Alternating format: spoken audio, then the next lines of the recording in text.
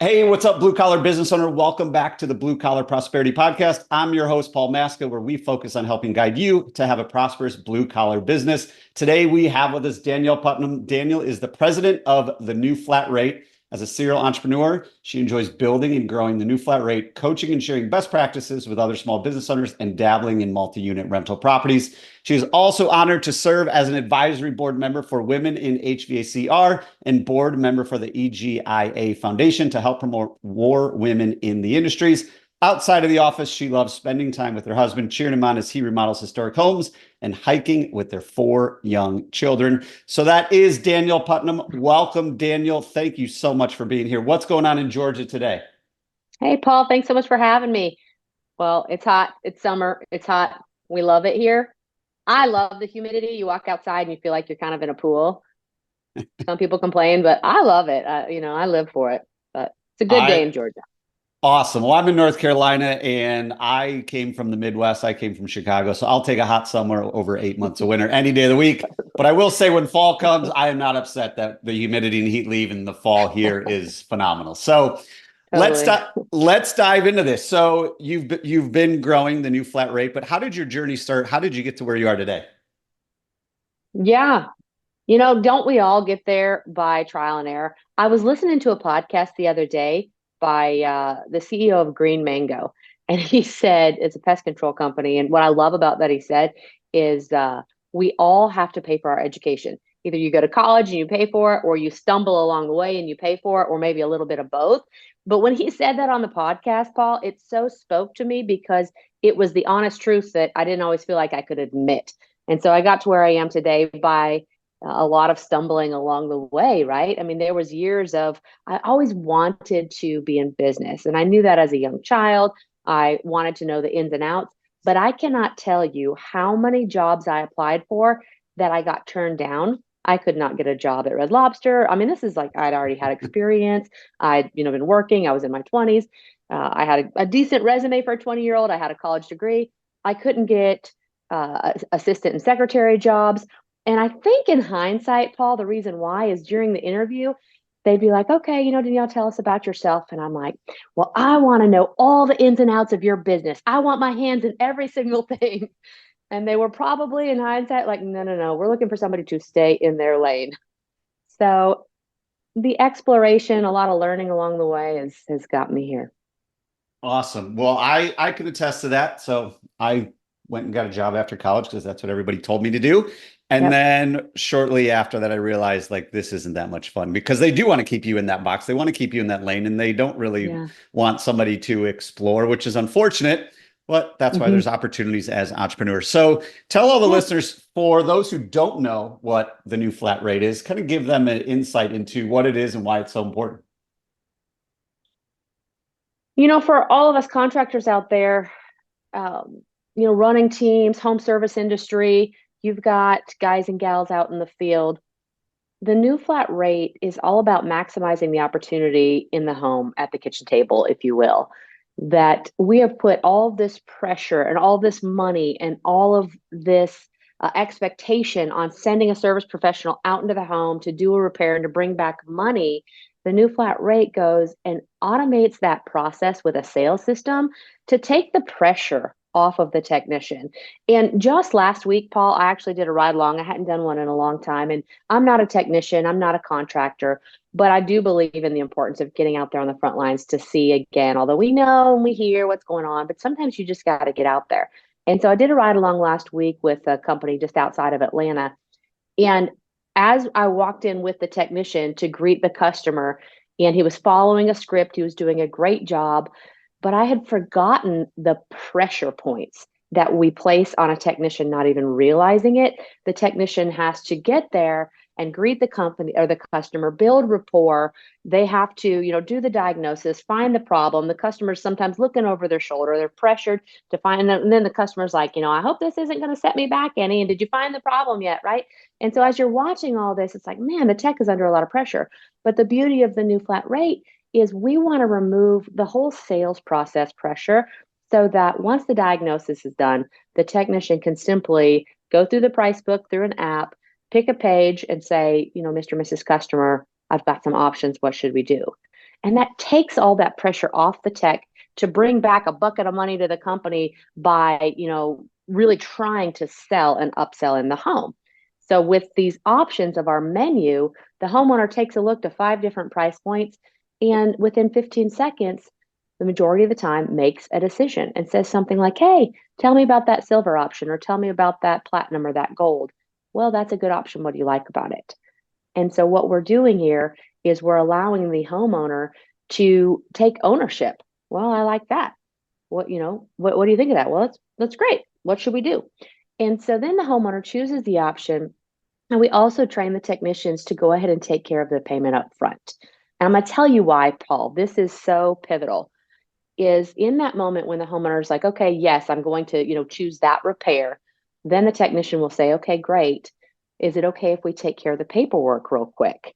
And then I'll get started. Will you be taking care of that by check or credit card? In that moment, we're doing an exchange. We're exchanging our commitment, and we're also exchanging the responsibility. So when you show up at the house, the homeowner is very stressed out, they're inconvenienced, they're concerned about money possibly, or whatever's going on in their world. And then all of a sudden you give them, hey, this is what's going to fix it. This is the options, and I'm the service professional here for you. And when that money is exchanged, they've now given you the problem. Okay, great. I've already paid for it. I'm already done. Now let me get out of your way while you just do a quality job and repair. And so that money exchange is really important. And especially when you can do it up front, because then those pressure points are all eased. The technician doesn't have to worry about, how am I going to get this homeowner to pay? How am I going to find extra things to sell? Instead, no, now he gets to do, or she gets to do, what they wanted to do in the first place, which was fix things. And I'll pause because I could talk and talk and talk. So let me pause there. No, and it's so true because we hire these technicians to fix things. And then we also say, hey, by the way, in order to fix things, you got to sell the thing before you fix the thing. But Yeah. for anybody listening out there, I wrote down 3 things that everybody could implement today. One, ask the question, what should we do? So that you're just relieving the pressure of like, all right, Daniel, what should we do? Super conversational. You got 5 options. And then I love the question, and I've never heard this from anybody else, of once they pick one, oh, silver sounds good. Oh, what do you like about that? That just like allows the customer to reinsure to themselves of like, yes, I'm making the right decision because Yeah. I love having a surge protector on the HVAC unit or whatever it might be. And taking the payment up front, that's super interesting because there's plenty of training organizations that will tell you not to do that. But your reasoning makes so much sense because it relieves the pressure off the homeowner too, of like, I've done my job. I walked Yeah. around with you for an hour. I answered all the questions, did all that. Now it's like, cool, Danielle, you go fix the problem because I already paid for it. And what it does, just from a pure functionality standpoint, is we've all had technicians be like telling the dispatcher, all right, I'm done, but they had to go pick up their kids from soccer practice. Now, what do you want me to do? And then it's like, Yeah. dispatcher's like, can you wait around for them? And then they wait for a little bit and then they don't show up. It's like, all right, do you mind calling them and collecting payment over the phone? It makes a super awkward thing of now the technician's stressed because they're thinking, I'm not going to get my pay until this person pays. Your dispatcher's distracted and the homeowner's annoyed because like, dang, they should have just had me pay before in order Yeah. so I don't have to worry about this at 4 or 5 o'clock in the afternoon. So Yeah. all phenomenal, amazing points that you bring of why menu pricing is in.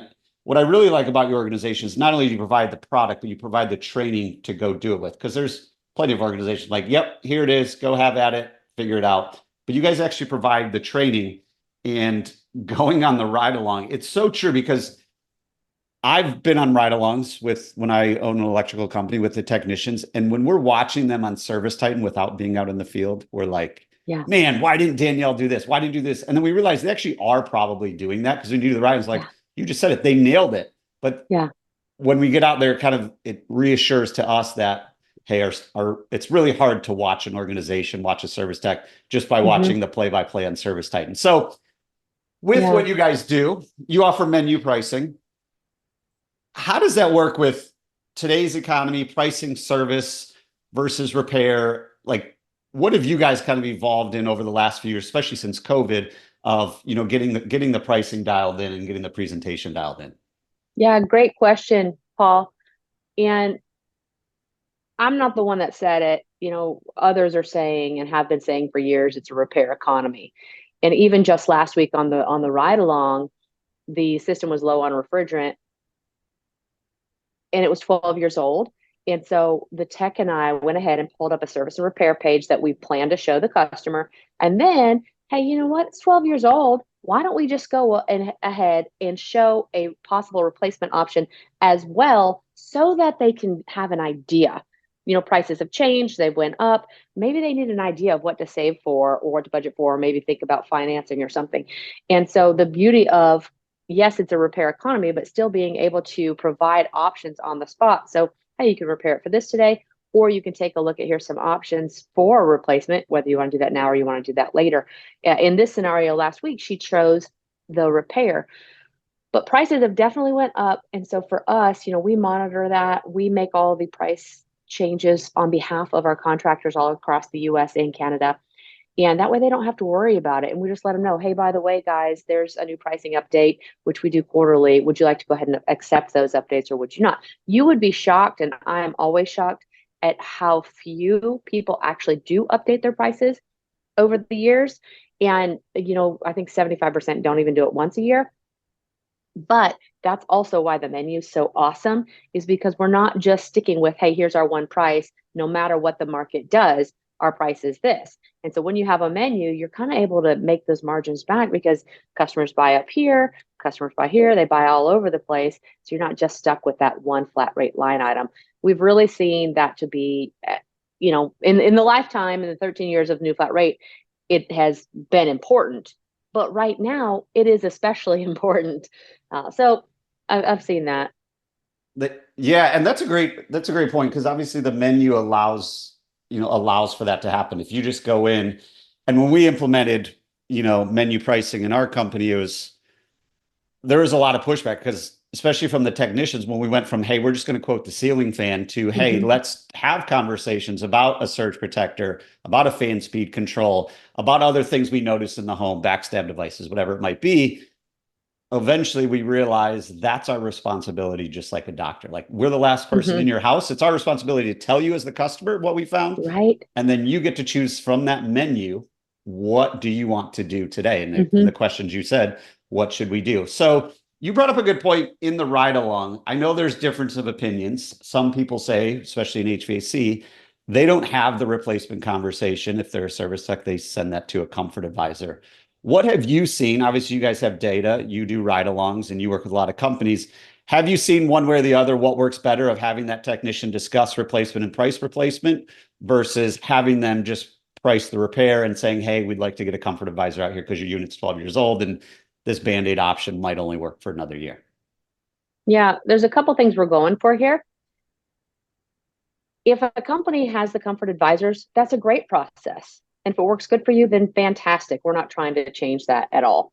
What is neat about the technician having an equipment price book in his app or her app ready to present if they need is it can go ahead and give a range for the homeowner. So then they can set their budget. Oh, okay, I can do something between 6,000 and 12,000, or between 10 and 20,000, right? So they have a range in their budget.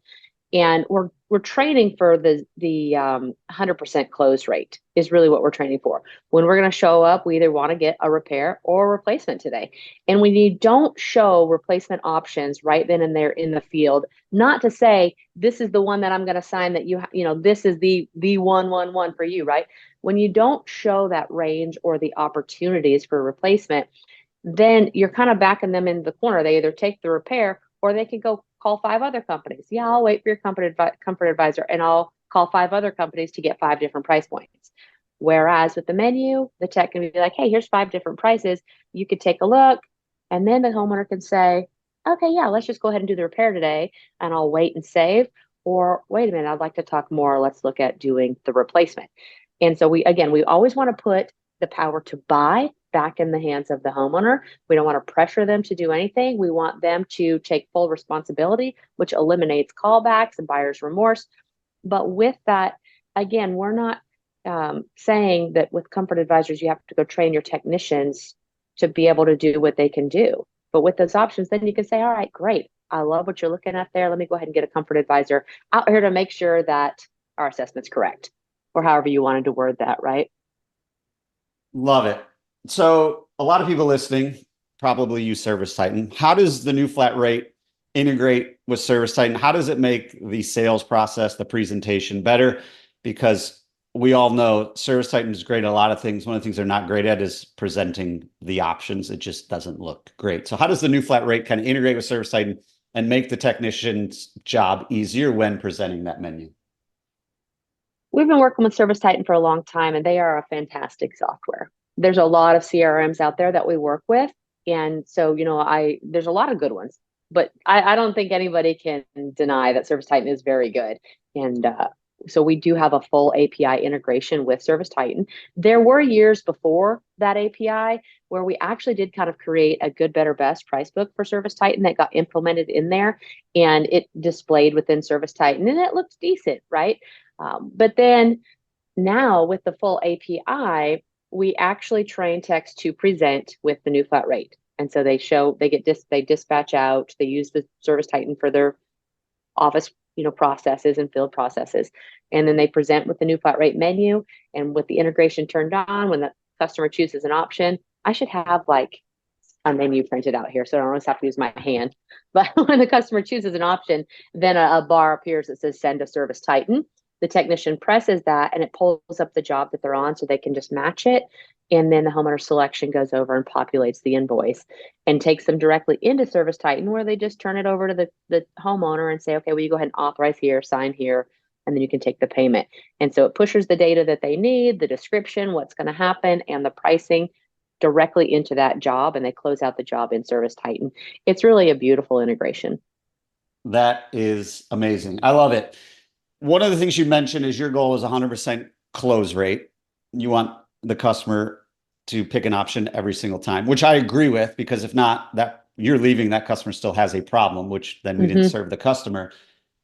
With, post COVID, a lot of things have tightened down. There's not as many leads. People aren't spending as much. A lot of things we've already talked about, and a lot of things we hear on Facebook groups and in the industry.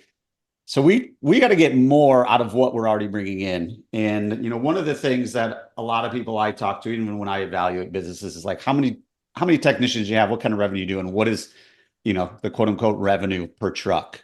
What are some of the ways that you train your people to get that close rate up, to get that average ticket up, so that way we are increasing that per truck revenue?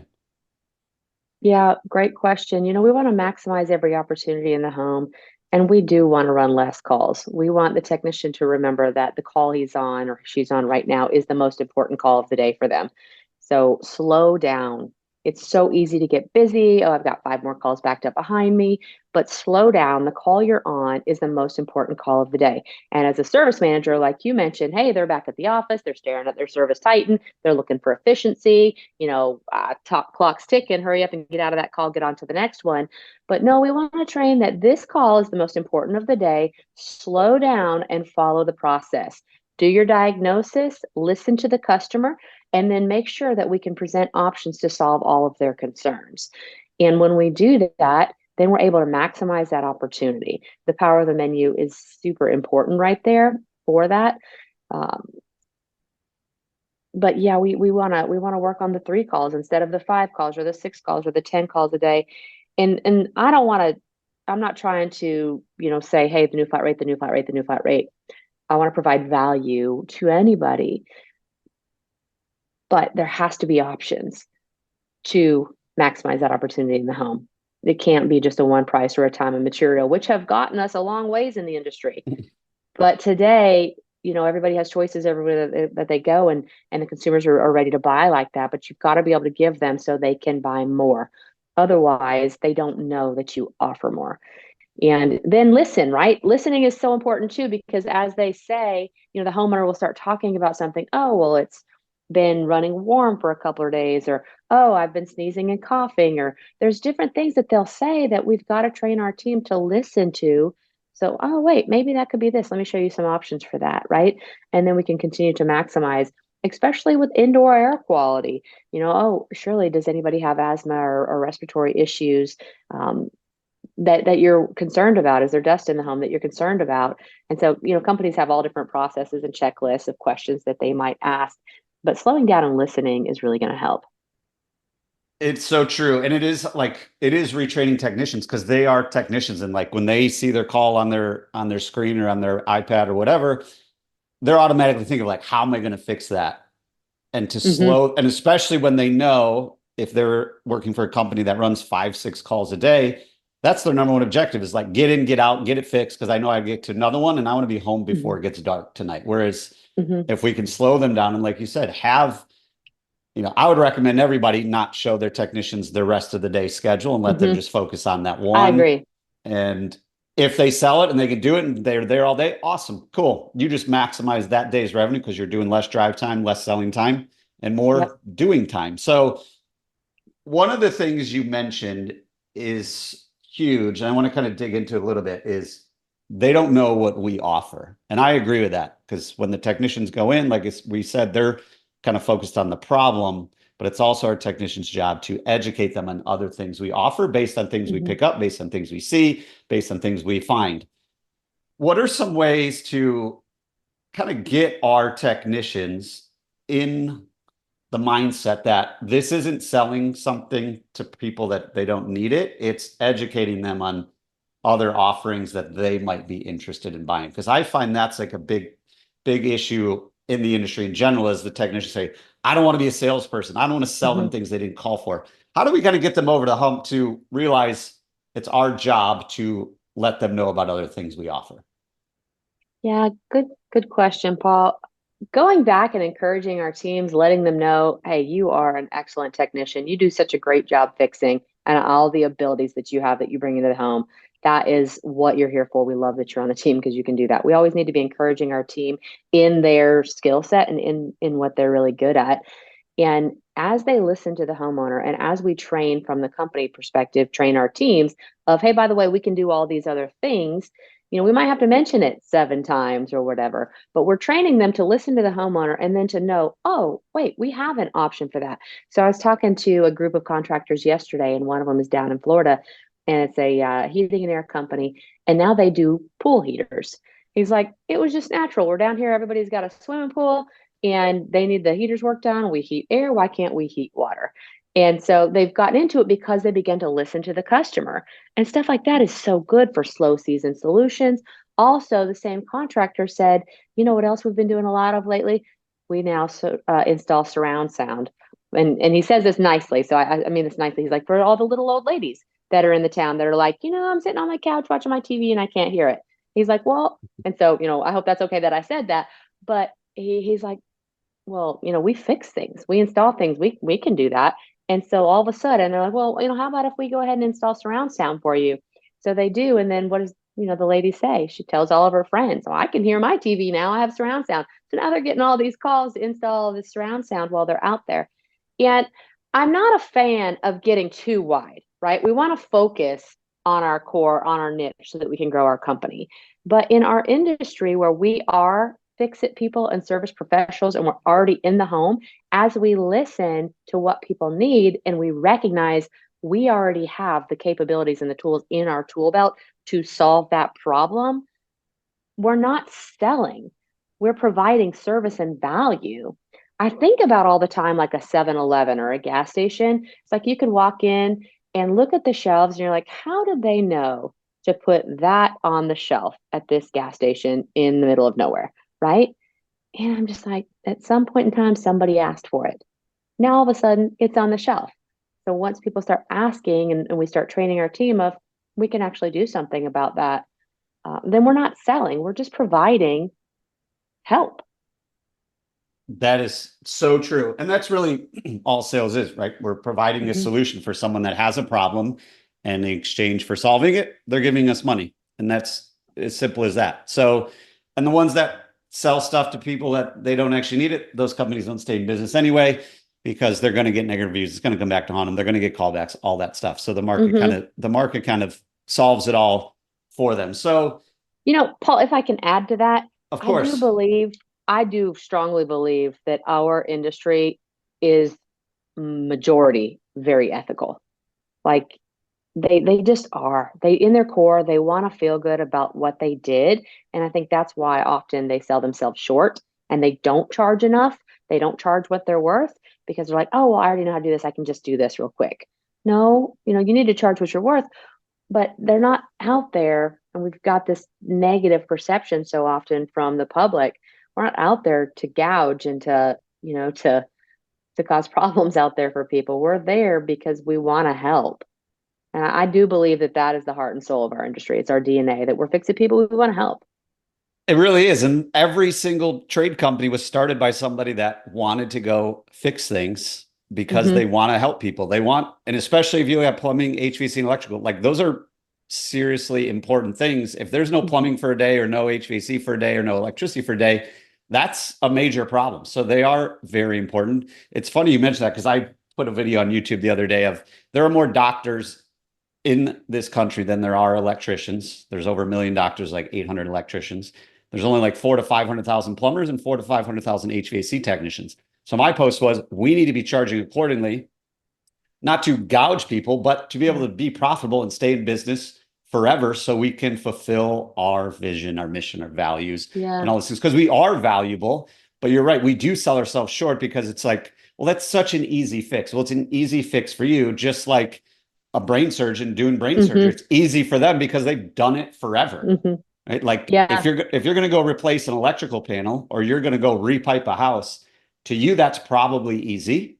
To anybody else, that's impossible. So we need to charge accordingly, because if it doesn't get fixed, we don't have plumbing or we don't have electrical or we don't have HVAC, and it's a major thing. So I love the focus on that. So what do you tell the people who aren't, whether, like you said, whether using new flat rate or not, what do you tell people that are just kind of giving one option or doing time and material? What do you tell those people in a kind way that we should start thinking about offering multiple options to homeowners? I'll just start by asking them what keeps them up at night, right? What's the pain point in their business, and is cash flow an issue? Is there an issue of cash flow in the business? If not, then there's other things that are going on there, right? They might be a marketing machine, but the majority, there's the feast and famine. There's some cash flow issues, and also I'd encourage them to go on a ride along again. They might already be in the field, but watch for those pressure points when you present one price to a homeowner, and watch and consider and be honest with yourself. Did I leave anything else on the table? Was there anything else that could have happened there? Could we have increased the value of that service and increased the average service ticket on that call? We have to be honest with ourselves on that. And I have found that the majority, and by majority, like I really mean majority of people that I ever speak with, when asked, is your team leaving money on the table? They say yes. And that goes right back to cash flow. I mean, the only reason businesses go out of business is because they run out of money, and cash flow is an issue. And I really look at it even just from an ethical perspective of, it's our responsibility as an HVAC technician or a plumber or an electrician to bring those things to the homeowner's attention, because once we leave, we're the last person there. And if we don't tell them about it, what's going to happen is when something does happen to that thing, who are they going to be mad at? They're going to be mad at the technician that was last in their home that didn't tell them about it. Because if it was our home or our mother's home or our grandmother's home, like, Grandma, do you know your panel is like 60 years old and it's a Zinsco panel and it's not safe? Yeah. Where it's like, that's our job. Just like a doctor's job is to tell you, they're not going to do all your vitals and not tell you, like, oh, by the way, you have high blood pressure, you got bad cholesterol. I don't want to tell you that because I don't want to give you bad news. I'm just here to fix the knee issue that you came in for. Like, they're going to do the same thing. So that leads to leaving money on the table, but it's really just serving the customer the best way we can by taking our time, going through the process, and explaining to what we found. And then, like you said, at the beginning of the conversation, what should we do? And then leave it up to them. So, and we can train our team with scripting and stuff to help there. Hey, Mr. and Mrs. Customer, I don't expect to, but if I find anything else, would you like me to bring it to you, or just want me to pretend I never saw it? Would you like me to show you some things or not? Right. And so that way we can kind of plant the seed ahead of time. because it is our responsibility to show them and tell them if we see it, if they want to know. Yeah. And then they made that choice, just like our goal all the way through this whole conversation is we want the customer to make the decision, make the buying decision, be the Mm-hmm. one in, that they're the ones, they have they are powerful. They're the ones in control. And I would guess 99 out of 100 customers are like, yes, please tell me about it. And then it's up to them. Like, hey, by the way, do you know this is bad or this is going bad or this will fail? Then we've done our job. And then it's up to the customer to make the decision on what works best for them. And if you, like you said, if you ask enough questions, we probably can put together better solutions for them as well. If we know they're going to live in a house for 30 years, our, our premium package is going to be, you don't have to worry about this for 30 years versus if they said, Yeah. if we're going to sell this house in 6 months, our menu will probably be a little bit different because we know they're Mm-hmm. not going to be here for the long haul, but we still want them to be safe and comfortable in their home until they move and they can confidently sell their home. So Yep. let's start wrapping this up. We've talked about a ton of stuff. Everybody listening has gotten a ton of value. I am sure of that. But with all the things we've talked about, what is one thing our listeners can do within the next 24 hours from the time of listening to this to start to move their business in a little bit better direction from a cash flow perspective, average ticket perspective, closing rate perspective? What's one thing that you recommend them do starting now? As a business owner, I'm not saying that I know all the answers, but fix what bugs you. It's easy to whine about our businesses. No. Within the next 24 hours, what's bugging you the most? Just fix it. Like, okay, you're having some problems with leads. You're having some problem out in the field, having efficiency or maybe too many callbacks. Fix what bugs you. Go directly to that point, to that pressure point, and write a process to fix it or implement something or start making phone calls. But start fixing what bugs you within the next 24 hours. That really does help all of us. And in the service world, Paul, because it's so fresh on my mind, I can't not say, if it's been a while, do a ride along because you can definitely do that in the next 24 hours. Just a service call or two to get out there and see what your team's really facing and what's going on. That's amazing. Danielle Putnam, thanks again for coming to the show, sharing your journey, providing a ton of actionable advice for all the blue collar business owners out there as we continue our journey to prosperity. Before we sign off and say goodbye, where can our listeners go to keep in touch with you and learn more about what you're working on? thenewflatrate.com. Come by and say hi. But if I may, we've got an annual business conference coming up October 1st through 4th in Chattanooga, Tennessee called Business Uncensored. And it's where contractors come together for the connectivity to learn from each other in Chattanooga, Tennessee. Business Uncensored. You can learn about that at our website, thenewflatrate.com or tnfrevents.com. There you have it, guys. Go to thenewflatrate.com, October 1st through the 4th, Chattanooga, Tennessee. Go there. You will not be disappointed. Danielle, thank you again so much for coming on the show today. Thanks for having me, Paul. And before you head out, if you are ready to have a business that produces consistent positive cash flow so that you can have a financially healthy business and achieve your personal goals, let's make it happen. Head on over to thebluecollaradvisors.com/call to book a free financial assessment of your business. I will dive into the financials of your business, take a look at what's going on, find any red flags as well as opportunities that you have in your business. Let's make it happen. Again, thebluecollaradvisors.com/call. Until next time, remember, what got you here won't get you there. If you're ready for different results, it's time to start doing things differently.